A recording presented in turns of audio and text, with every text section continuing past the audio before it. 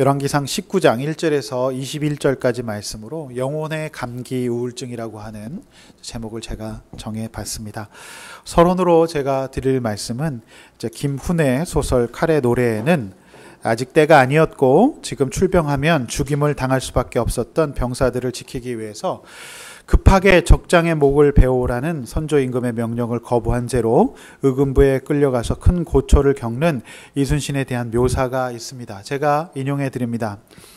형틀에 묶여서 나는 헛개비를 자주 대하고 있었다. 내 몸을 으깨는 헛것들의 매는 뼈가 깨어지듯이 아프고 깊었다. 나는 헛것의 무내용함과 눈앞에 절벽을 몰아세우는 매 고통 사이에서 여러 번 신신했다. 이렇게 묘사되어 있습니다. 결국 그 전쟁에 나간 이제 이순신이 이거는 아니라고 했던 그 전쟁에 나갔던 이제 군대는 이제 다 전멸하고 말죠. 뿐만 아니라 칼의 노래는 이제 조선 내륙을 점령한 왜군이 참 못됐는데요. 이순신의 본가인 아산을 습격해서 일부러 그의 아들 면을 죽입니다. 그 소식을 들은 뒤에 이순신의 모습을 이 칼의 노래 소설에서 이렇게 묘사하고 있는데요. 몸 깊은 곳에서 치솟는 울음을 이를 악물며 참았다. 밀려 내려갔던 울음이 다시 일새로 새어나오려 했다. 하루 종일 혼자 앉아 있었다. 면의 죽음을 알아챈 종사관과 군관들은 내 앞에 얼씬거리지 않았다. 저녁 때 나는 숙사를 나와 객가 염전으로 갔다. 종사관과 당번 군관을 물리치고 나는 혼자서 갔다. 낡은 소금 창고들이 노을에 잠겨 있었다. 나는 소금 창고 안으로 들어갔다. 가만히 위에 엎드려 나는 겨우 숨죽여 울었다. 이렇게 묘사가 되어 있습니다. 이 소설에 묘사되고 있는 이순신의 모습과 오늘 열왕기상 19장의 엘리야의 모습은 묘하게 닮아 있습니다. 둘 다 많은 숫자의 적들과 홀로 싸웠어야 했고 극한 고통 가운데 우울 증상을 겪고 있다는 것입니다. 저는 오늘 열왕기상 19장 엘리야와 그의 우울증 그리고 그를 만져주시는 하나님의 모습을 보면서 영혼의 감기 우울증이라는 제목으로 이제 두 가지 말씀을 전하려고 합니다. 본론의 이제 첫 번째 말씀은 누구에게나 찾아올 수 있는 영혼의 감기 우울증이다라고 하는 것입니다. 우울증은 누구에게나 찾아올 수 있다는 것입니다. 이제 1절에서 5절 말씀 중심인데요. 18장에서 이 엘리야가 어떤 일을 겪었습니까? 너무 많은 일을 사실 겪었어요. 그러니까 850대 1의 이제 싸움을 싸웠죠. 재물을 쌓아놓고 난리를 피우는 이제 바알 선지자들의 섬뜩한 모습, 그러니까 피를 흘리면서 소리를 지르면서 난리를 피우는 그들의 모습 굉장히 섬뜩했겠죠. 그는 담대하게도 제단에 물을 붓고 재물에도 물을 부었어요. 그러니까 조작이 아니라는 것을 이제 보이고 싶었던 것 같습니다. 너희들이 그렇게 아무 응답도 없는데 나는 저 재물에 이제 불이 내릴 것인데 물을 다 붓겠다. 그렇게 이제 굉장히 당당하게 나갑니다. 한편 그는 이제 두려움도 걱정도 많았던 것 같아요. 판을 벌여 놓았는데 만약 불이 붙지 않으면 어떻게 하나 싶은 인간적인 걱정도 들지 않았겠습니까? 나는 이대로 망하는 것인가? 수많은 생각들이 주마등처럼 지나갔겠죠. 결국 불은 붙었고 우상 숭배자들은 기손 시냇가에서 이제 쫓아가서 이제 죽이게 됩니다. 아무리 우상 숭배자들이지만은요, 사람이 사람을 죽인다는 것은 그 마음에 큰 외상을 남기기 마련입니다. 좋았겠습니까? 제정신이었겠습니까? 심판의 어떤 그 죽임이었지만, 이 엘리야도 마음이 정신이 없지 않았겠습니까? 사람을 죽인다는 것은 이제 쉬운 일이 아니기 때문에 그렇죠. 그러니까 이 18장에서 이제 19장에 오기까지 그 1년의 사태를 한번 생각해 보십시오. 정말 정신없는 엄청난 스트레스 또 감정에 큰 어떤 기복이 있지 않았겠습니까? 그리고 아합에게 왕에게 큰 비의 소리가 있나이다라고 얘기해요. 이때 엘리야의 마음을 보여주는 행위가 있는데요. 갈멜산에서 땅에 엎드려 그의 얼굴을 무릎 사이에 넣고 기도하는 거예요. 그러니까 완전히 이제 너무 탈진해가지고 좌절해가지고 이제 산에서 이제 엎드려서 이제 머리를 이렇게 하고 이제 기도하는 것이죠. 그의 절박함과 이제 고됨이 묻어나는 그런 장면이 아니겠는가라고 하는 거예요. 제가 여러분에게 드리고 싶은 말씀은 이 18장까지 엘리야가 겪었던 일들을 생각해 봤을 때 정말 제정신으로 마음 잡기가 굉장히 어려웠겠다, 그런 생각이 들어요. 그러니까 이순신 장군도 이제 12척의 배로 엄청난 그 함대를 상대해야 되지 않았겠습니까? 그러니까 850대 1의 싸움을 싸우고 또 이 우상 숭배자들의 그 어떤 그 눈빛, 그 조롱, 이것들을 다 보았겠고, 그 다음에 이제 결국 승리하고 큰 비의 소리가 있나이다 라고 얘기했던 이제 그런 상황에 처해져 있습니다. 자, 우리 1절에 4절 말씀을 또 다시 한번 정독 한번 해보도록 하겠습니다. 읽습니다. 시작. 아합이 엘리야가 행한 모든 일과 그가 어떻게 모든 선지자를 칼로 죽였는지를 이세벨에게 말하니, 이세벨이 사신을 엘리야에게 보내어 이르되, 내가 내일 이맘때에는 반드시 내 생명을 저 사람들 중 한 사람의 생명과 같게 하리라. 그렇게 하지 아니하면 벌 위에 벌을 내림이 마땅하한지라. 그가 이 형편을 보고 일어나 자기의 생명을 위해 도망하며 유다에 속한 브엘세바에 이르러 자기의 사환을 그곳에 머물게 하고 자기 자신은 광야로 들어가 자기가 죽기를 원하여 이르되, 여호와여 넉넉하오니 지금 내 생명을 거두시옵소서. 나는 내 조상들보다 낫지 못하나이다 하고. 네, 우리가 본문을 읽으셨는데요. 자, 아합 왕과 이세벨 앞에서 이 엘리야의 모습입니다. 그러니까 엘리야는 제가 볼 때 상황이 이 정도 되면, 완전히 승리했고 큰 비의 소리까지 있다고 한다면은 이제 아합 왕과 이세벨이 조금 기가 죽을 줄 기대하지 않았겠습니까? 이제 굉장한 승리를 맛봤고 이제 비까지 내렸지 않습니까? 자, 그러나 그들은 전혀 변한 것 같아 보이지 않았어요. 오히려 정말 더 기세등등하게 그를 죽인다라고 얘기해요. 자, 여기서 정말 기가 막혔겠고요. 정말 어처구니가 없지 않았겠습니까? 자, 엘리야가 상대해야 될 사람들은 모든 것을 다 갖춘 것처럼 보였어요. 엘리야 혼자서 지금도 싸우고 있고, 하나님께서 함께 하셔서 큰 승리를 맛본 이후에도 그들은 전혀 변하지 않았어요. 엘리야는 어떤 권력도 어떤 물질도 어떤 지원군도 없었습니다. 본인이 생각하기에는 오직 홀로 자신만 남았다고 생각할 수 있었겠죠. 자, 제가 볼 때 이 엘리야의 결정타는 정말 그의 모든 정말 이 정신 에너지를 빼앗아 갔던 것은 테러하겠다, 너를 죽이겠다. 여기서 이제 엘리야가 무너져요. 그동안 잘 견뎠는데 내가 너를 꼭 죽여버리겠다라고 하는 그 이세벨의 말을 듣고 지금 여기서 이제 우울이 탁 찾아옵니다. 결국 엘리야는 도망합니다. 엘리야의 도망을 보고 정죄할 사람이 누가 있겠습니까?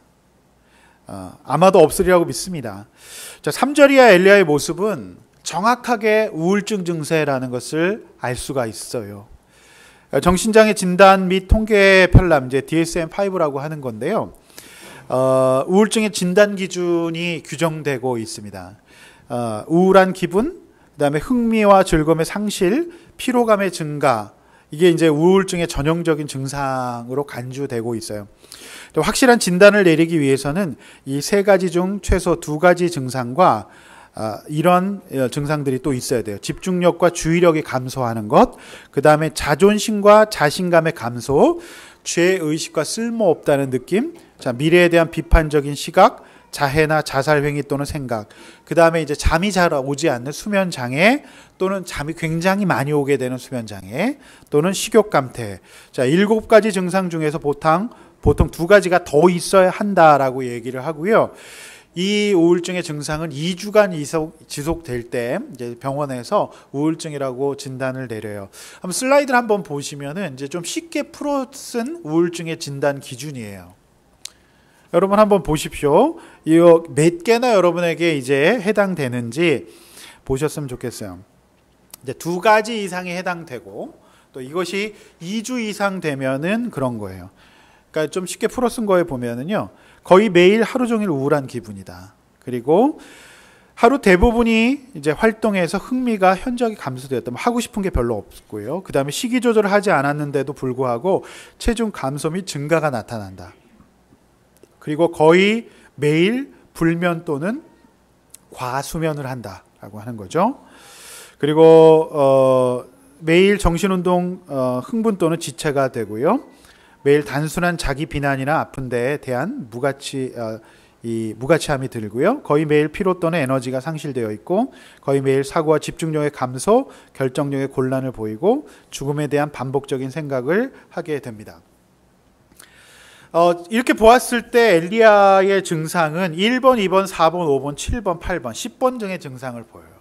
그러니까 두 가지 이상인데다가 18장 1절에서 우리는 분명히 많은 날들이 지났다라고 했어요. 그렇기 때문에 엘리야는 2주 이상 이런 증상을 반복적으로 겪은 것으로 보아 우울증으로 진단되는 그런 사람이라고 볼 수가 있어요. 자, 여러분도 한번 자가 진단 한번 해보시길 바랍니다. 여러분은 어떠신지.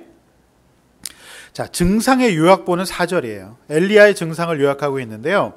그는 광야로 들어가서 아무도 만나고 싶지 않았다라고 얘기했어요. 아무도 만나고 싶지 않다. 그리고 로뎀 나무 아래서 죽기를 원했어요. 그리고 자신이 조상들보다 무가치한 사람으로 여기고 있어요. 그러니까 자신의 이제 가치에 대해서 굉장히 이제 무가치하게 여기고 있습니다. 제가 볼 때는 이 로뎀 나무 아래에 가서 이제 정말 이 엘리야가 굉장히 힘들어하는데 다 이유가 있습니다. 그러니까 로뎀 나무는 유다 광야에서 흔히 볼 수 있는 나무인데요. 키가 한 150cm 정도로 작고요. 나무의 잎이 그리 크지 않았어요. 그러니까 광야이지 않습니까? 지금 저 쉬겠다고 나무 아래 갔는데 거기서 햇빛도 안 가려지는 거예요. 그러니까 정말 굉장히 짜증나죠. 굉장히 힘든 그런 상황이에요.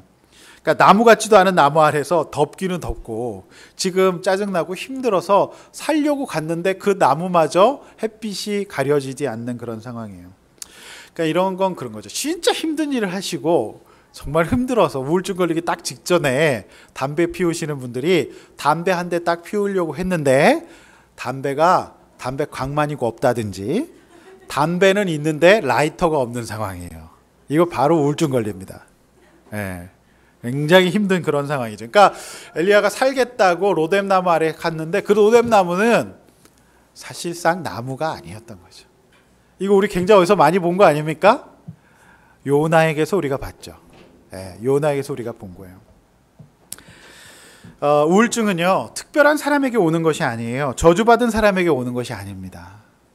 저는 특별히 엘리야가 우울증에 걸렸다는 것 자체가 굉장히 우리에게 메시지고 또 위로라고 보여져요. 이렇게 생각하세요. 그냥 엘리야도 걸리는데 내가 안 걸리는 게 정상이 아닌다라고 오히려 또 볼 수도 있지 않을까 싶은 생각이 들어요. 저는 그게 굉장히 위안이 많이 되더라고요. 자, 인간이 하나님의 사명을 감당하는 것은 쉬운 일이 아니죠. 자, 하나님의 사람 엘리야에게 찾아온 것처럼 누구나 우울할 수 있다라고 하는 거예요. 네. 아니, 인간에게 우울할 수밖에 없고요. 일단 우울하신 분들은요, 그 대단한 850대 1의 싸움을 싸웠던 멘탈 갑이었던 엘리야 선지자도 우울했다는 사실에 위로받으시기를 바랍니다. 그래서 우울증을 마음의 감기라고 하지 않습니까? 자, 그런데 여러분, 감기가 누가 차별하고 걸립니까? 어떤 사람에게 감기 차별, 여긴 감기 안 돼요. 이런 거 없죠? 모두 다 차별하지 않고 감기가 걸려요. 제가 말씀드렸듯이 놀라운 것은 성경의 모세, 엘리야, 욥, 그리고 요나와 같은 기라성 같은 하나님의 사람들도 성경에 보면 엘리야와 굉장히 동일한 증상을 보이고 있어요. 심지어 제가 볼 때는 이순신 장군도 이 우울증 증상을 보이고 있어요. 그러니까 심하게 얘기하면 우울하지 않고 하나님의 일을 감당한 사람이 거의 없어 보입니다.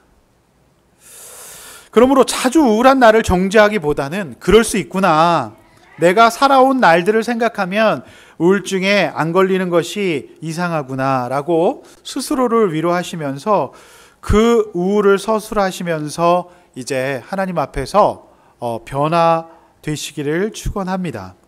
이제 어떻게 해야 되는지를 성경을 통해서 여러분 배워 가시기를 바랍니다. 이 엘리야의 우울 증상, 그럴 수밖에 없겠죠. 사실 많은 목사님들이 우울 증상이 있어요. 그러니까 저희 누님이 이제 약국을 하실 때 많은 목사님들이 우울증 약을 받으러 오셨다는 것을 보면서 저한테 목사 되기를 말렸던 그런 일이 있었어요. 그렇게 약국에 이제 항우울제를 사러 오시는 목사님들이 그렇게 많더래요. 거기 이제 상계동이라고 하는 이제 동네에서 누나가 이제 약국을 하고 계셨는데요. 일단 여러분 오늘 이 말씀을 보면서 이렇게 한번 나눠 보십시오. 나는 무엇 때문에 우울합니까? 자, 나의 우울이 부끄러움이나 실패의 상징이라고 믿고 있지 않습니까? 여러분 그렇지 않아요. 우울했다고 해서 실패한 인생 절대로 아닙니다. 또 진단 근거에서 발견되는 내 우울의 증상은 무엇인지 한번 나눠보세요. 이번 주에는 우리 부목장이 쉬기 때문에 가정에서 가정 예배를 드리면서 한번 좀 나눠보셔도 좋을 것 같아요. 아까 그 진단 근거를 가지고 우울이 실패한 인생이라고 절대로 보지 않습니다. 우리 전부 다 우울할 수 있고 우리 대선지자 엘리야도 우울증 증세를 겪었다는 거에 우리 요셉이 은혜 받으시기를 바랍니다. 할렐루야. 아멘. 네. 이순신 장군도 우울증 증세가 있었어요. 할렐루야. 네. 누가 이순신 장군께서 병원에 가신 적은 없지만 제가 볼 때 의사라면 그렇게 진단할 수 있을 것 같다라고 하는 것입니다. 자, 그렇다면 하나님이 알려주시는 우울증의 세 가지 치료법이 있어요. 두 번째 주제입니다. 자, 누구나 우울할 수 있다라고 하는 거예요. 그렇다고 한다면 우울증의 이 하나님이 알려주신 치료법은 무엇인지를 보고 우리가 정말 도움받을 수 있기를 원합니다. 오늘 첫 번째 치료법이에요. 첫 번째 치료법은요. 엘리야의 우울증 치료법은 잘 먹고 잘 자는 거였어요. 잘 먹고 잘 자는 것이었어요. 자, 5절에서 8절 함께 읽도록 하겠습니다. 시작.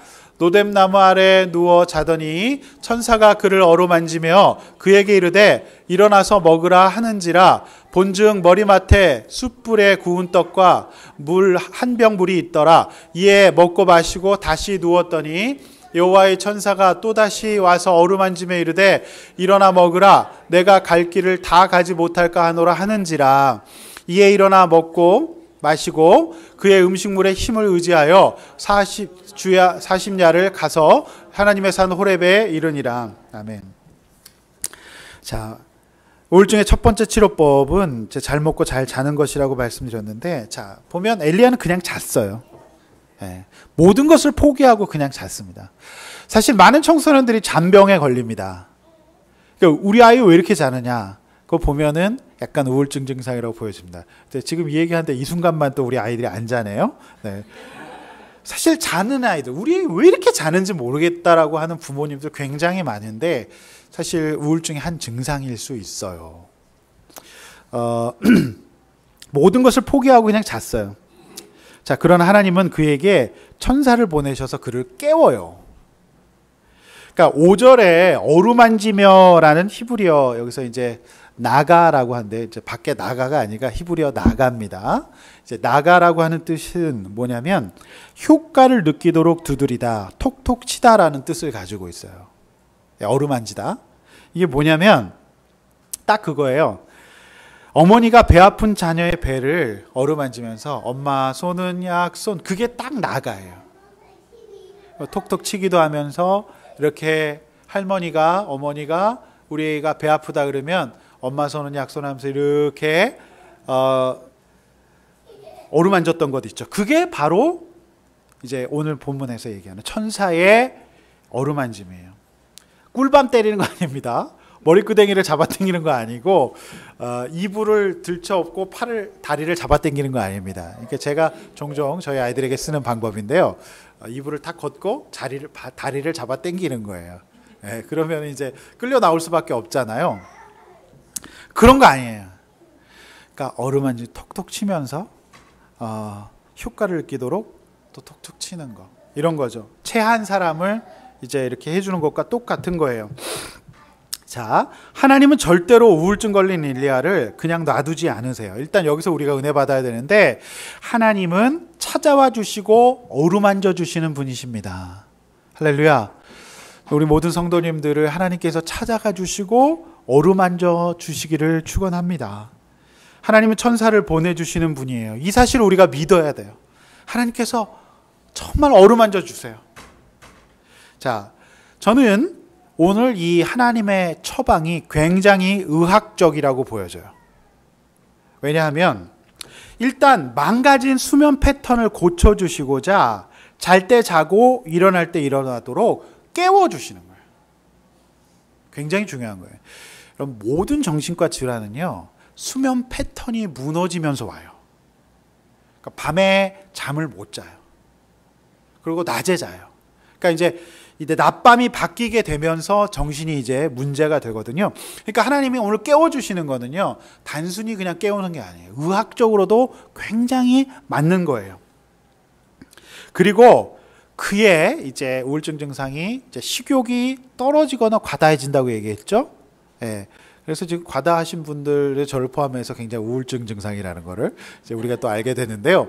이제 못 먹는 거가 더 큰 문제이긴 하잖아요. 그래서 식욕의 문제를 고쳐주시고자 광야에서 구할 수 없는 별미를 주세요. 제가 볼 때 이거 거의 피자헛이라고 보여집니다. 예, 피자헛 딜리버리가 따끈하게 광야에 숯불이 어디 있어요? 근데 숯불에다가 떡을 맛있게 구워요.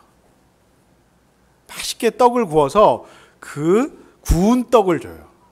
사실은 건강에 안 좋은 거는 다 맛있잖아요. 사실 삶은 게 건강에 좋지 구운 게 맛은 있잖아요.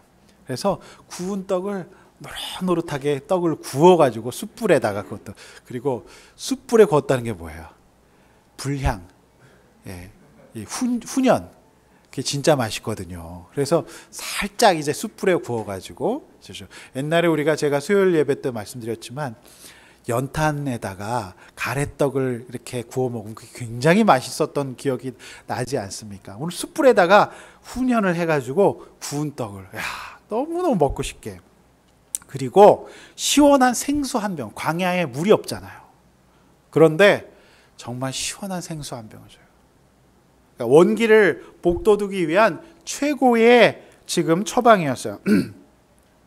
여기서 하나님은, 야, 네가 선지자 주제에 믿음도 없이 우울증 걸렸냐? 너 안 되겠다. 너 우울증을 쫓는 방법은 금식하며 기도하는 거야. 자, 이제부터 금식하며 목에서 피가 날 때까지 주여 크게 외치고, 저기 풀뿌리, 너 로뎀나무 어차피 도움도 안 되니까 그 로뎀나무를 붙들고 흔들면서 기도해. 그거 뽑힐 때까지. 실제로 기도원에 많은 나무들이 살아남지 못합니다. 왜냐하면 그거 풀뿌리가 뽑을 때까지 막 이렇게 기도하라고 선배들이 가르쳤어요. 여러분, 또는 이런 황당한 처방이에요. 너 우울증 걸렸으니까 우울증 마귀를 쫓아내는 방법은 성경을 일독하는 거야. 그래갖고 성경을 막 갖다가 일독하라 그러면 우울증이 더 터집니다. 더 우울해요. 나는 누구? 나는 무엇을? 왜 여기 성경을 읽어야 되지? 여러분, 그런 거 아니에요.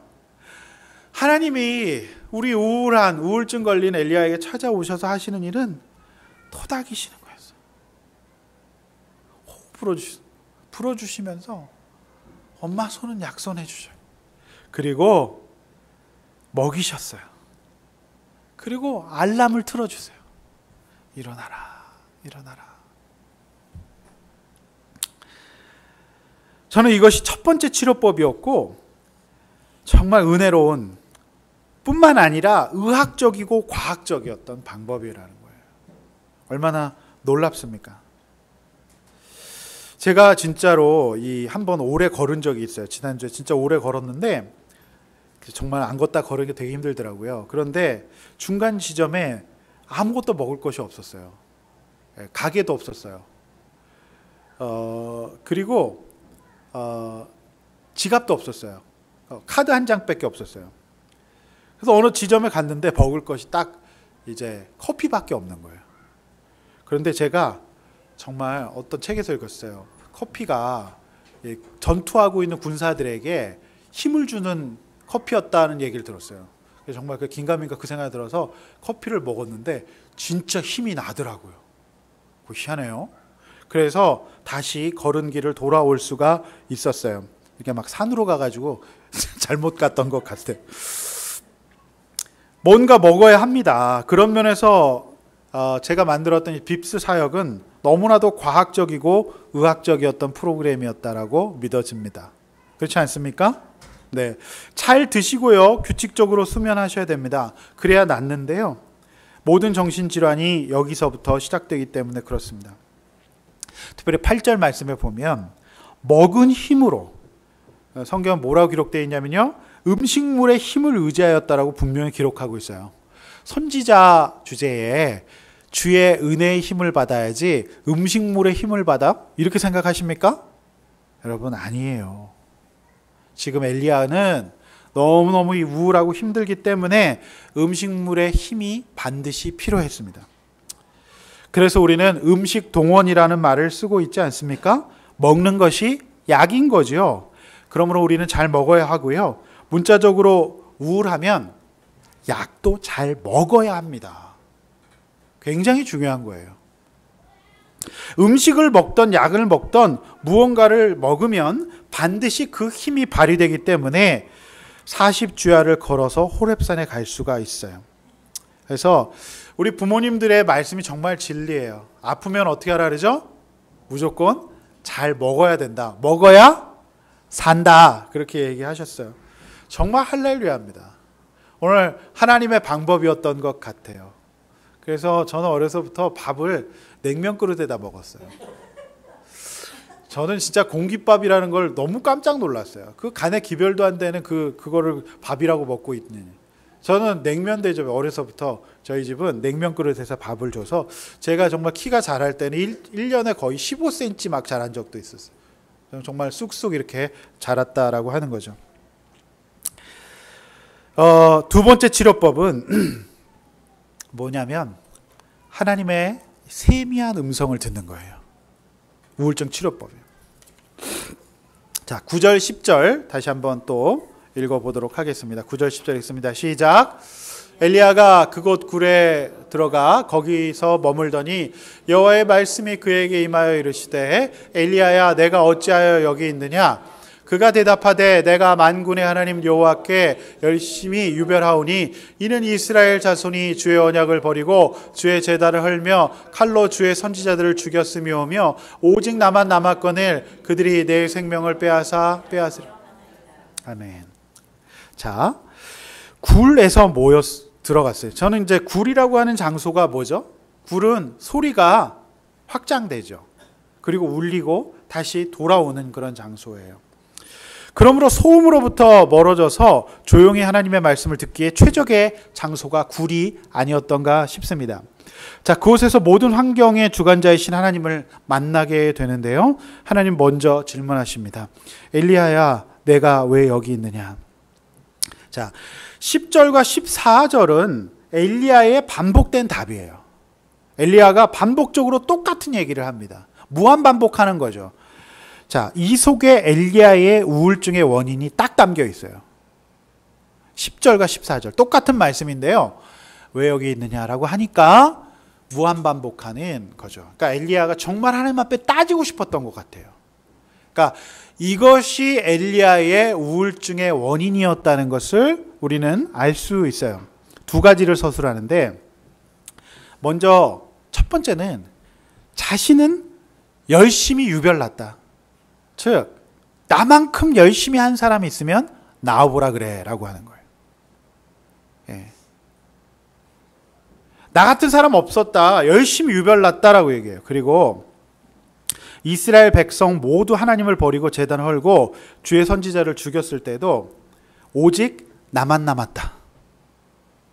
이 두 가지가 10절과 14절 반복되는데 엘리야가 하나님 앞에 따지고 싶었던, 그러니까 그가 우울증으로 넘어갈 수밖에 없었던 그의 고착되어 있던 그 속의 마음이었던 것 같아요. 오직 나만 그렇다. 그리고 뭐예요?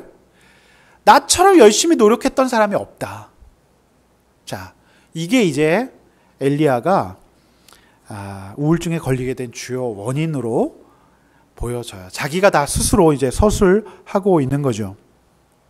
자, 그러나 오늘 하나님께서 이 두 가지 엘리야가 가지고 있었던 신앙에 가까운 자기 확신, 거의 신앙에 가까웠어요. 그러니까 오늘 하나님 앞에서도 이렇게 두 번이나 이렇게 따지고 있는 것을 보면 엘리야의 마음속에 거의 신앙에 가까운 자기 확신이 있었어요.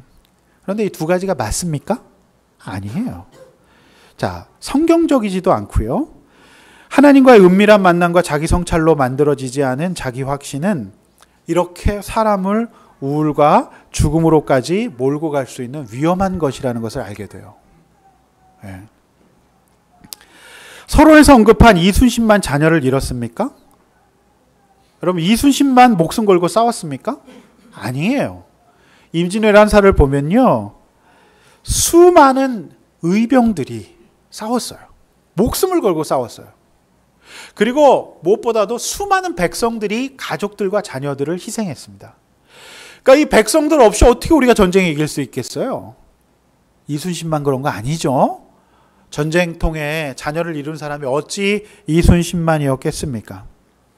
아니에요. 진정한 공로자는요, 백의종군할 직분도 없었던 백성들이에요. 백성들은 항상 백의종군이죠. 나라가 위기에 처할 때마다 그렇게 나섰던 조선의 수많은 백성들이 있었기 때문에 우리나라가 지금까지 이어질 수 있지 않았겠습니까? 자, 하나님은 두 번이나 따박따박 하나님께 따지는 악에 바친 엘리야에게 차분하게 설명하세요. 자, 15절에서 18절 또 한번 우리 오늘 읽어보도록 하겠습니다. 읽습니다. 시작. 여호와께서 그에게 이르시되 너는 내 길을 돌이켜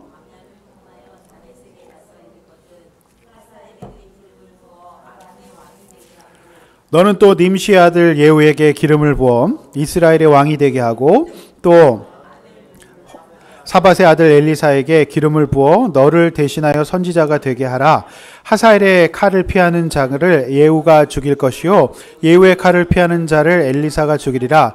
그러나 내가 18절까지 그러나 내가 이스라엘 가운데 7,000명을 남기리니 다 바알에게 무릎을 꿇지 아니하고 다 바알에게 입맞추지 아니한 자라. 네. 자, 하나님은 우울증을 불러일으킨 자기 확신을 하나씩 깨주십니다. 너만 홀로 남았다고 하지만 아니다. 그리고 너만 홀로 열심을 낸 것이 아니다라고 오늘 말씀해 주세요. 광야를 통하여 다메섹에 가보면 하사엘이라고 하는 사람이 있을 것이다. 그리고 님시 아들 예후가 이스라엘의 왕이 될 것이다. 무엇보다 사밧의 아들 엘리사가 있기 때문에 그와 함께 동역하라고 말씀하십니다. 무엇보다도 너만 남았다고 하는데 아니다. 이스라엘 가운데 7,000명이 남아있다라고 말씀해 주시죠. 더욱이 바알에게 무릎 꿇지 않는 너뿐만 아니라 너가 알지 못하는 7,000명의 사람이 있다라고 오늘 그의 잘못된 생각을 고쳐주시는 것을 볼 수가 있어요. 그런데 여러분 보면 문제는 그 하나님의 음성이 세미하다라는 것이에요. 세미하다. 11절 12절 우리가 넘어갔는데요. 함께 한번 또 읽어보겠습니다. 시작. 여호와께서 이르시되 너는 나가서 여호와 앞에서 산에 서라 하시더니 여호와께서 지나가시는데 여호와 앞에 크고 강한 바람이 산을 가르고 바위를 부수나 바람 가운데 여호와께서 계시지 아니하며 바람 후에 지진이 있으나 지진 가운데서도 여호와께서 계시지 아니하며라고 기록되어 있고요. 불 후에 세미한 소리가 있는지라라고 이제 되어 있죠. 네. 자, 문제는 이제 하나님의 소리가 큰 바람 소리와 같고 바위를 부수는 소리와 같지 않고요. 지진의 소리와도 같지 않다라고 하는 거예요. 불이 탈 때 일어나는 타닥타닥하는 그런 어떤 불타는 소리도 아니에요. 그 하나님의 소리는 세미한 소리였어요. 그 세미한 소리는요, 작지만 모든 것을 다 담고 있어요. 그 세미한 소리 가운데 엘리야가 우울한 모든 이유에 대한 대책과 방법을 알려주고 있어요. 제가 지난 설교에서 언급한 그 뇌의 과학을 기억하시죠? 자, 자아 편향을 말씀드렸는데 뇌의 자아 편향적 특성, 즉 우리가 자신을 좀 더 돋보이게 하는 것에 대해 치중하고 그렇지 않은 것은 무시한다는 사실을 살펴보았는데요. 우울증은요, 이를 정반대로 뒤집어 놔요. 그러니까 건강한 사람은 자아 편향이 있어서 자기에게 유리한 것만 해석을 해요. 그게 방어를 하는데 우울증은 이거를 반대로 뒤집어 놔서 긍정적인 것은 무시하거나 과소평가하고요. 반대로 부정적인 거는 100% 정확하다고 확신하게 만들어요. 이게 이제 우울증의 반대 증상이에요. 건강한 사람은 자아평을 가져서 이제 소위 공주병, 왕자병을 막 갖는데 우울증이 있는 사람은 그렇지 않고 부정적인 거를 100% 확신하는 이제 반대 증상을 보이게 된다라고 하는 거예요. 그래서 우울증이 굉장히 이제 극복이 어렵다라고 보여지는데 오늘 정확하게 나만 남았고 나처럼 열심히 한 사람이 없다라고 하면서 이제 우울증에 걸린 이 엘리야를 하나님께서 만나 주시면서 오늘 세미한 음성으로 설명해 주신다고 하는 거예요. 저는요, 그 건강진단을 받으면 청력 검사를 받아요. 여러분, 그게 이제 저는 완벽한 세미한 소리라고 보여져요. 그러니까 이제 방음 처리가 된 작은 방에 들어가죠. 해보셨죠? 그래서 작은 방에 들어가서 헤드폰을 쓰고 소리가 나는 쪽에 버튼을 눌러요. 근데 그 세미한 소리 여러분 들을 수 있는지 한번 보세요.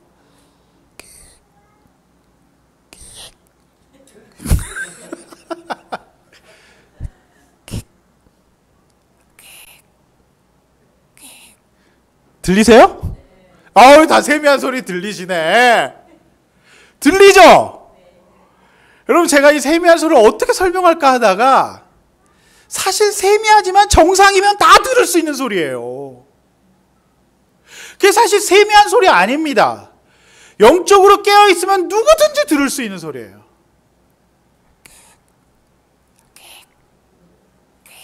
이런 소리, 그쵸? 저 다 들었어요. 다 들었습니다.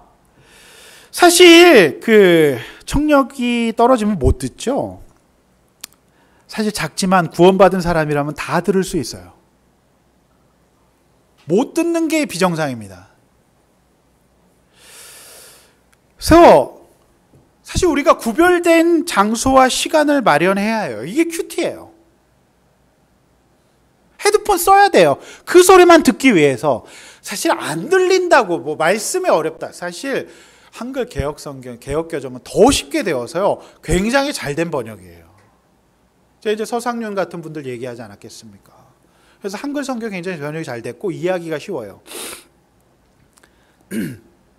내가 사실 그 우리의 청력 검사할 때 세미한 소리를 못 듣는 것은 구별된 장소나 내가 헤드폰을 쓰지 않았기, 그것만 집중하지 않기 때문에 못 듣는 거예요. 사실 세미한 소리는 누구에게나 다 열려져 있습니다. 오늘 엘리야가 못 듣다가 굴에서 듣잖아요. 그러니 오늘 사실 세미한 소리라고 하지만 하나님의 음성은요, 화려한 콘서트장에 있지도 않고요, 멋진 강의장에 있지도 않고요, 요즘 뭐 퀸이 난리지만 퀸의 노래처럼 우렁차지도 않습니다. 그 소리는 나와 하나님과의 은밀한 만남 가운데 누구든지 들을 수 있는 소리예요. 오늘 제가 청력 검사 얘기를 했기 때문에 더 이상 변명하지 못할 것 같습니다. 정상이라면 누구든지 다 들을 수 있다. 사실 내가 듣지 않기로 작정하거나 내가 다른 공간 가운데 하나님께 집중하고 있지 않기 때문에 안 들리는 거지, 누구든지 다 들을 수 있다라고 하는 거예요. 자, 그런데 우리가 하나님의 치료법이 굴로 또 산으로 그를 불러서 조용한 음성으로 그에게 말씀해 주시는 거잖아요. 오늘 엘리야가 소화가 되지 않았던 그 두 가지 확신. 여러분, 제가 이제 목회를 하면서 진짜 말씀 없는 사람들의 확신은 정말 상상을 초월합니다. 엄청난 자기 확신을 가지고 있고요. 그 확신 가운데 사로잡히면 둘 중 하나예요. 더 강하게 살거나, 그런데 그 강하게 사는 인생이 해석되지 않은 순간에 우울로 들어가요. 그럴 수밖에 없습니다. 인간은 다 연약하기 때문에 그래요. 오늘 엘리야는 오해였어요. 그리고 고집이었고요. 나를 죽이고 다른 사람을 죽이고 자신만 옳고 훌륭하고 열심히 썼다는 확신 가운데 엘리야가 기쁨이 있었나요? 없었어요. 우울함이 찾아왔어요. 비극이죠. 그런데 말씀을 듣는다는 것은요, 내가 이처럼 지극히 주관적이고 진리가 아닌 사실을 내가 확신하고 있고 부정적인 것을 100% 정확하다고 믿게 되는 이런 우울로 간다라고 하는 거죠. 그러므로 두 번째 하나님의 치료법은 잘 듣는 거예요. 여기서부터 시작이 되는데 제가 이제 설교를 굉장히 오랫동안 많이 했지만 제가 이렇게 설교를 하는데 제가 잘못된 설교를 했던 것 같아요. 세미한 음성으로 설교를 했었어야 되는데 우리와 같이 큰 목소리로 설교를 하니까 사람들이 못 듣는 거예요. 세미한 설교를 했었어야 돼요. 앞으로 세미하게 설교하려고 그러는데 문제는 세미하게 설교하는데도 잘하는 사람들이에요. 그러니까 크게 하거나 작게 하거나 진짜 안타까운 거는요, 제가 하나님의 말씀을 전하잖아요. 그러니까 오늘 제가 다른 얘기하는 거 아니잖아요. 하나님의 말씀을 어떻게 우울증을 고칠 것인가에 대해서 얘기하는데 신실하게 주무시는 분들이에요. 절대로 치료되지 않습니다. 아무리 많은 약을 먹고 상담을 받아도요, 이 말씀을 듣지 않으면 치료가 되지 않아요. 사실 잘 먹고 일어나는 이유는 뭘까요? 말씀을 듣기 위해서라고 보아도 과언이 아닙니다. 로마서 10장 17절 여러분 기억하시죠? 그러므로 믿음은 들음에서 나고 들음은 그리스도의 말씀으로 말미암았느니라.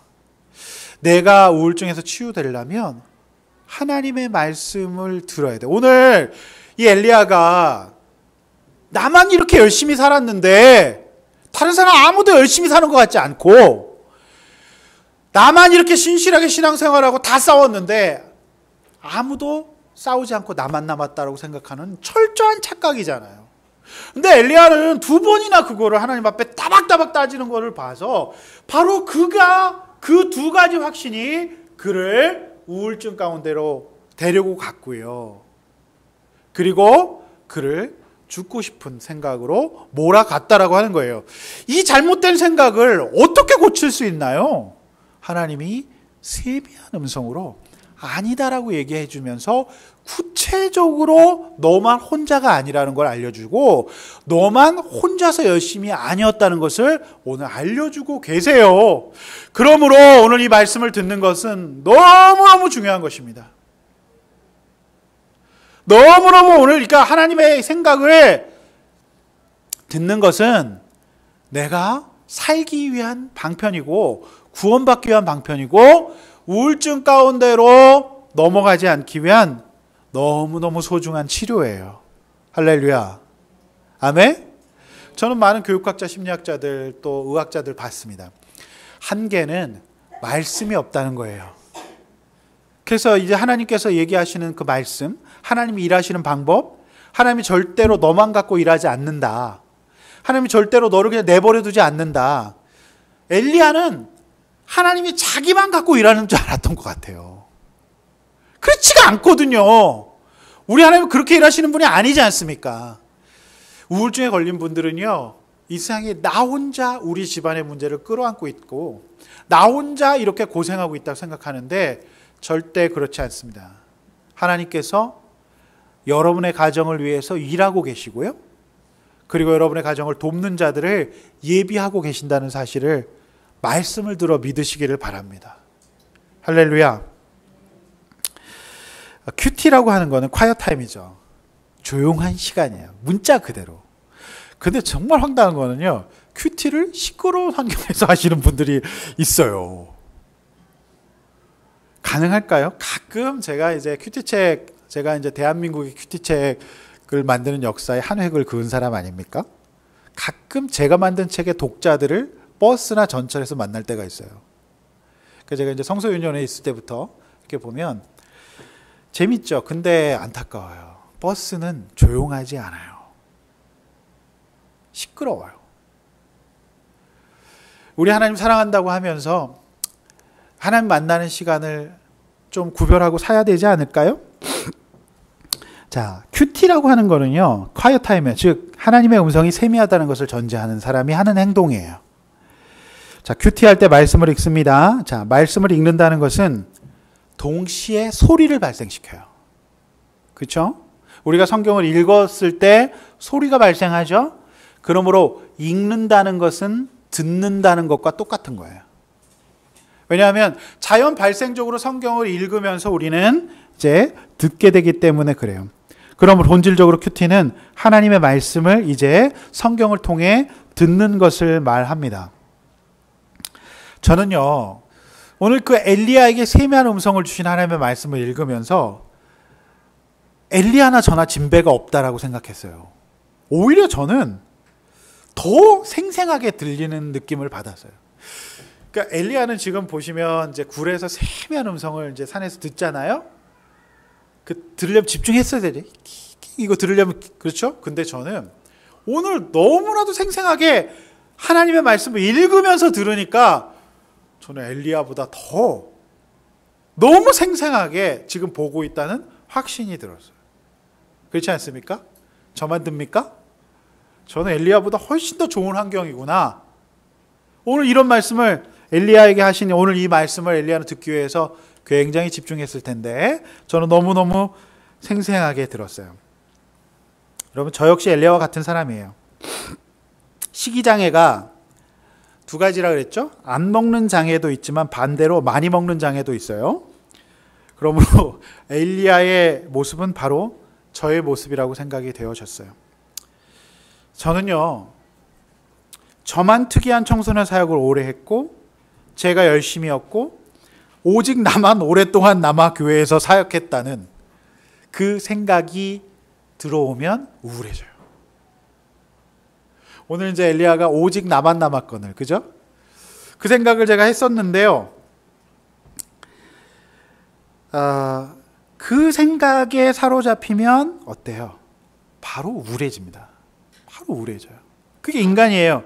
그러나 저는 오늘 이 말씀을 들으면서 하나님이 저에게 토닥토닥 그러시면서 하나님께서 제 등과 배를 살살 문질러 주시면서 오늘 위로해 주시는 것으로 느껴졌어요.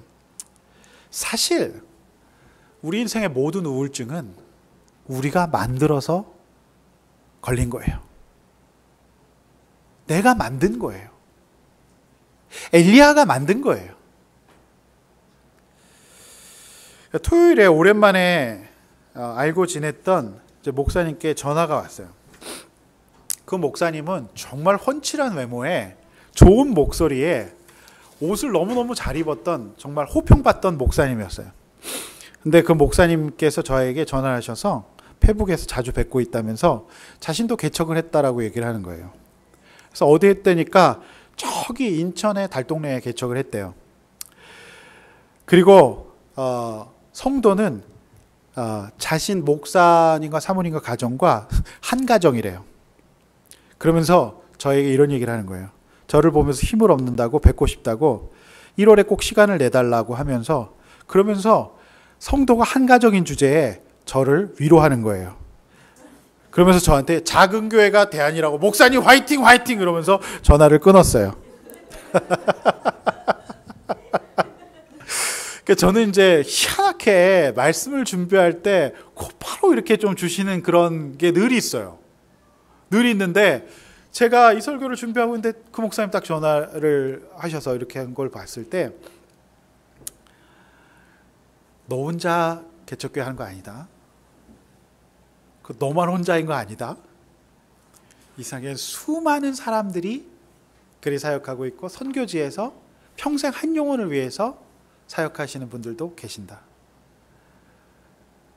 제가 딱 각성이 되더라고요. 그게 정말 하나님의 은혜인 것 같아요. 하나님께서 하나님 말씀을 들을 때 바로 확인시켜 주시는 은혜가 저한테는 늘 있어요. 그거 참 희한하죠? 그게 늘 있는데, 그래서 저는 참 감사해요. 세상에는 수많은 엘리야들이 있어요. 엘리야 1만 있는 것이 아닙니다. 엘리야처럼 열심히 살고 있었던 엘리야 2, 3, 4, 엘리야 100, 그리고 엘리야 7천이 있었어요. 근데 우울하면 이것을 싹 잊어버려요. 오늘 이렇게 성도님들 많아서 너무 감사합니다. 할렐루야. 근데 우울하면 어떻게 된다 그랬죠? 반대로 뒤집어서 없는 것만 생각한다. 결국에 그래서 없다고 생각할 수 있어요. 그런데 저에게 전화 주신 목사님은 목사님 가정과 한 가정이서 인천의 달동네에서 개척을 시작을 하셨는데 희망과 소망에 부풀어 올랐어. 야, 그죠? 얼마나 감사해요. 그런 분에게 우울증이 올 수가 없죠. 물론 그런 분에게 조증이 올 수는 있습니다. 그러나 그것도 조심을 해야 돼요. 그것도 조심을 해야 되는데 조증 같지는 않고요. 조증 같지는 않고 나름대로 이제 열심히 이제 하시려는 소망이 있으시죠. 굉장히 이제 훌륭하신 목사님이신데 사랑하는 아들람 성도 여러분, 말씀을 듣는다는 것은 어떤 종교적 행위가 아니에요. 제가 진짜 올 한 해 이제 설교를 준비하면서 정말 깨달은 것은 뭐냐면 예배라고 하는 거, 예수를 믿는다는 것은 누구를 위한 것도 아니고 구원이라고 하는 것은 정확히 내 구원을 위해서예요.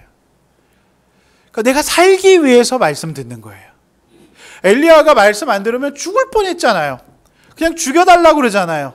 깊은 잠 가운데 들어가는 거 아닙니까? 거룩을 빙자한 요식행위가 아니에요. 말씀을 듣는다는 것은 그 속에서 나의 우울의 근원을 발견하고 내가 얼마나 생색이 많고 내가 시야가 얼마나 좁으며 전혀 객관적이지 않다는 것을 깨닫기 위해서 말씀을 보는 거예요. 세상 사람들, 구원받지 못한 사람들은 그렇게 하지 않아요. 그러니까 결국에는 스스로 목숨을 끊는 곳으로 갈 수밖에 없는 것이죠.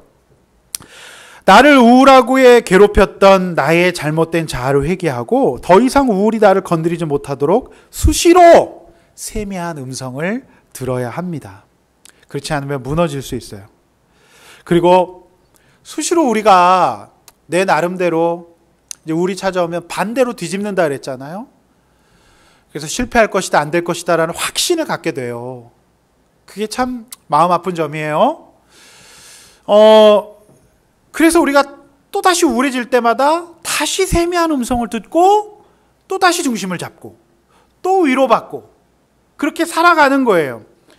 그러면 내가 정상이라면, 즉 구원은 받아야 돼요. 그러니까 살아나야 돼요. 예수님 영접해야 돼요. 세례는 받아야 돼요. 그러면 그 이후에 세미한 음성 떡끈히 들을 수 있습니다. 못 듣는 게 이상한 거예요. 내가 다른 것들 큰 소리에만 귀를 기울이고 있을 뿐이지 세상 사람들의 아우성, 큰 소리, 막 우리와 같은 음악들, 막 이런 것들을 들으면 내가 더욱더 우울해질 뿐이에요. 그래서 많은 젊은이들이 헤드폰을 끼고 음악을 듣고 있어요. 사실 우울하다는 증거거든요. 사실 그것이 도움이 되지 않습니다. 결국에 난청만 옵니다. 그래서 세미한 하나님의 음성을 들어야 돼요. 그러니까 정상이라면 얼마든지 드러낼 수 있다라고 말씀드렸죠. 자, 세 번째 치료법은 지체들과 함께하는 거예요. 저는 오늘 이 우울증의 처방을 이제 제가 이걸 딴 데 가서 또 강의를 많이 해야 되겠다 싶은 생각이 들었어요. 굉장히 성경적이고 과학적이에요. 네. 지체들과 함께하는 것인데요. 19절, 21절 말씀 또 한번 읽어보도록 하겠습니다. 19절, 21절 시작. 엘리야가 거기서 떠나 사밧의 아들 엘리야사를 만나니 그가 12 겨리소를 앞세우고 밭을 가는데 자기는 12째 겨리소와 함께 있더라. 엘리야가 그로 건너가서 겉옷을 그의 위에 던졌더니 그가 소를 버리고 청하건대 나를 내 부모와 입맞추게 하소서. 그러한 후에 내가 당신을 따르리이다. 엘리야가 그들에게 이르되 돌아가라. 내가 내게 어떻게 행하였느냐 하니라. 엘리사가 그를 떠나 돌아가서 그 한 겨리소를 가져다가 잡고 소의 기구를 불살라 그 고기를 삶아. 아멘. 엘리사는 엘리야와 엘리사가 만나게 되는데 이 두 사람이 엘리야가 이제 자기만 열심히 특심이었고 홀로 남았다고 생각한 나머지 죽음과도 같은 우울증을 앓았지만 아니었다고 말씀드렸죠. 자, 엘리야만큼 열심히 특심인 엘리사가 있었어요. 이름도 비슷해. 자, 그는 부르심에 당장 응답하며 나섰어요. 자, 21절에 겨릿소란 쟁기를 끄는 소를 얘기해요. 겨릿소 이거 모르죠. 요즘에 20대 10대 사람들 겨릿소가 뭔지 모를 것 같아요. 이제 결이라고 하는 거는 쟁기의 경기 방언이라고 해요. 그러니까 제가 볼 때는 이 성경이 이제 개역 성경서부터 겨릿소라고 돼 있더라고요. 아마도 제가 볼 때는 이 성경 번역했던 분이 경기도 분이 아니었는가 싶어요. 용인분, 동백분이었다라고 믿어집니다. 그래서 이분이 이제 겨릿소를 성경에 보면 사투리들이 나와요. 그러니까 이제 그 지역 출신들이 성경을 번역하면서 그 지역 방언을 썼던 예들이 꽤 많이 있습니다. 시방 이런 것도 나와요. 예, 그거 나오거든요. 개역 개정에 시방이라고 나와요. 개역 성경에 옛날에. 근데 이제 개역 개정에는 겨릿소가 똑같이 나오는데 이제 겨리는 뭐냐면 소가 끄는 건데 두 마리가 함께 끌어야 되는 이제 농기구를 얘기를 해요. 이제 겨릿소라고 하는 것 한마디로 얘기해 보여요. 그러니까 소 두 마리를 잡았다는 겁니다. 그죠? 겨릿소를 잡았다라고 하는 거니까, 그러니까 두 마리를 함께 끌었음으로써 두 마리를 말하는데요. 자, 보십시오. 지금도 소가 귀하잖아요. 지금도 소가 귀해요. 농가에서는. 굉장히 큰 돈이잖아요. 자, 그러면 구약시대의 소는 어떻겠습니까? 엄청난 자산이었을 거예요. 그런데 여러분 보세요. 엘리야만 자신만 열심히 특심이었다고 생각하는데 엘리사가 딱 부르심을 듣자마자 어떻게 해요? 겨릿소 바로 잡고요. 농기계를 불살라버려요. 이건 뭐예요? 배수의 진이죠. 돌아갈 곳을 없게 만드는 거예요. 신약에 누구 닮았습니까? 베드로 닮았죠. 근데 베드로가 나중에 또 다시 고기 잡으러 가는 걸 보면 그저 다시 이제 돈을 대출받아서 배를 사지 않았을까 싶은 생각도 드는데 어쨌든 이 사람이 겨리를 완전 불태워버리고 소를 딱 잡고 어떻게 해요? 소를 바로 삶아서 수육으로 온 그 백성들에게 먹여버려요. 그러면서 그를 따라가죠. 자, 엘리야만 열심히 특심인가요? 아니죠. 엘리사는 제가 볼 때 더 특심이에요. 겨릿소 잡고 바로 농기구 불태우고 수육 대접하지 않았잖아요. 오늘 여기 보면 수육이라는 말이 맞아요. 제가 지금 성경 얘기를 하는 거죠. 21절에서 어떻게 대접했어요? 삶았어요. 그러니까 삶은 건 뭐예요? 수육이잖아요. 그러니까 이제 수육으로 드시길 바랍니다. 네, 그래서 정말 이렇게 열심히 있었어요. 그러니까 이런 어떤 사명자가 또 있었어요. 자, 제밭 그 세상을 여러분 넓게 보시고요. 천하의 주인이시고 높으신 하나님께 눈을 들어서 시선을 고정하고 세상을 살아가실 수 있기를 원합니다. 여러분 그렇게 될 때 우울증이 떠나갈 줄로 믿습니다. 하나님의 우울증에 대한 마지막 비방은 혼자였던 엘리야에게 동역자를 붙여주세요. 그리고 우리가 15절에서 읽었듯이 이 많은 동역자들을 붙여서 그들에게 위임을 시켜서 그들과 함께 일하도록 말씀해 주십니다. 그런 의미에서 우리 아들람 공동체는 그야말로 성경적인 공동체라고 생각됩니다. 많은 교회 목사님들이 우울증에 걸리시는 이유가 오직 홀로 나만 교회 일을 한다라고 생각했을 때라고 보여지는데 그런 의미에서 우리 교회는 너무너무 감사해요. 제가 다 챙기지 못해도 스스로 챙겨주시고 전도해 주시고 또 섬겨주시는 우리 집사님들이 너무너무 계시죠. 네. 우리 저 미디어 팀의 우리 양 집사님과 승준이는 항상 저를 챙겨줍니다. 예. 오늘도 승준이가 저한테 와서 성경 봉독의 순서를 다시 한번 더 점검해 줬어요. 그러니 제가 우울할 틈이 없지요. 이거 다 저 혼자 한다 그러면 어떻게 하겠습니까? 근데 실제로 많은 작은 교회 목사님들이 그러실 수밖에 없어요. 그러니까 목사 혼자 하는 교회는 정말 성경적이지 못해요. 오래 가지 못합니다. 여러분 저보다 더 열심히 있으신 엘리사 같은 우리 집사님들 계셔서 얼마나 감사한지 몰라요. 할렐루야. 되게 배 아프신가 봐요. 그게 맞는 거예요. 그게 맞는 거라고요. 그래야 되지요. 오늘 엘리야에게 함께 동역할 명단들을 15절서부터 쫙 불러주시고, 무엇보다도 정말 이 엘리야의 우울증의 완벽한 씻음은 뭘로 이루어져요? 너만 그런 게 아니라 너 외에도 7,000명이 남아있다라고 얘기를 하세요. 할렐루야. 할렐루야. 엘리야의 우울증이 나았을까요? 안 나았을까요? 저는 나았으리라고 보여집니다. 나았으리라고 보여집니다. 사랑하는 성도 여러분, 이렇게 한번 나눠보세요. 나는 잘 먹고 잘 자고 있습니까? 여기 잘 먹고에는 음식과 약이 다 포함됩니다. 잘 드시기 바랍니다. 그리고 잘 주무셔야 돼요. 예. 나는 정말 베개에 머리만 대면 무조건 잠이 온다. 정말 우울증이 떠나갈 줄로 믿습니다. 그런 분들 축복이에요. 그리고 하나님의 세미한 음성을 잘 드러내고 있나요? 그래서 내 우울증의 근원을 고칠 수 있는 이 하나님의 세미한 음성, 너무너무 엘리야가 들어야 될 얘기들을 다 해주고 계시지 않습니까? 아멘? 여러분, 이제 말씀을 맺습니다. 저는 이제 돌아가신 저희 아버지가 퇴직을 하시게 되시고 굉장히 우울해 하셨던 기억이 있어요. 사실 아버지는 조금 더 근무하실 수 있었는데 믿었던 부하 직원의 횡령으로 도의적 책임을 지고 조금 일찍 옷을 벗으셨습니다. 지금도 청소년 시절 들었던 저희 아버지의 푸념, 그러니까 아버지가 일하시는 보람에 사셨던 분인데 출근하실 곳을 잃은 아버지의 푸념이 귓가에 맴돕니다. 내가 얼마나 열심히 했는데, 그리고 그놈을 얼마나 믿었는데. 그 얘기가 지금도 잊혀지지 않아요. 그러나 이 세상에는 아버지만큼 열심히 일하신 분들은 많았어요.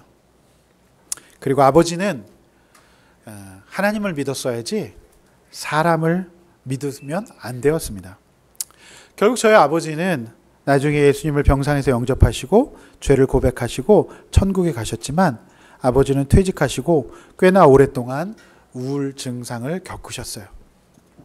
어찌 저희 아버지의 이야기뿐이겠습니까?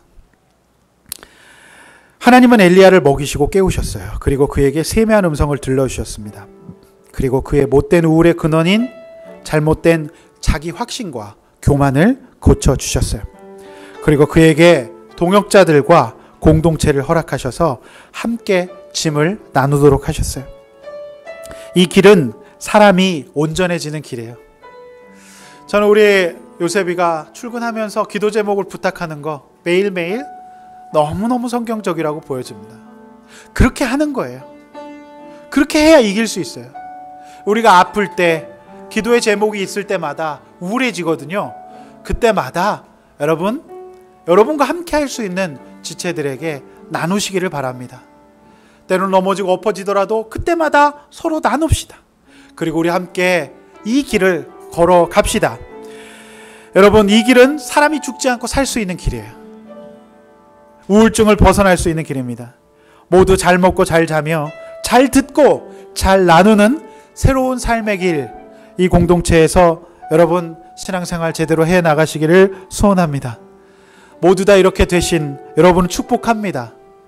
여러분, 오늘 혹시 지난주 먹었던 수육 오늘 아니죠? 네. 또 오늘 수육 먹으면 딱 맞았었는데. 네. 날은 또 옵니다. 날은 또 오니까 걱정하지 마시고, 여러분, 정말 너무 맞는 말씀 아닌가요? 그쵸? 여러분, 오늘 이 엘리야의 우울증 누구든지 걸릴 수 있어요. 저도 그럴 수 있어요. 그렇지만 하나님 말씀으로 이길 수 있고요. 그 다음에 공동체 가운데, 우리 지체 가운데 나감으로 말미암아 승리할 수 있는 우리 모든 사람들 되시길 원합니다. 우울증 떠나갈 줄로 믿습니다. 우리 요셉이 화이팅! 그제? 네, 우리 요셉이 승리할 수 있기를 원합니다. 우리 다 함께 우리 찬양하고 기도하겠습니다.